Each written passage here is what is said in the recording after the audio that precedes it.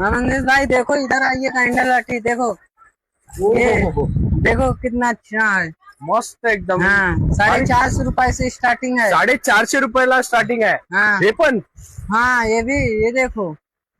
हो हाँ मस्त आहे एकदम। हाँ, 425 रुपए का है। 425 रुपये। हाँ ओके, हाँ, ये देखो।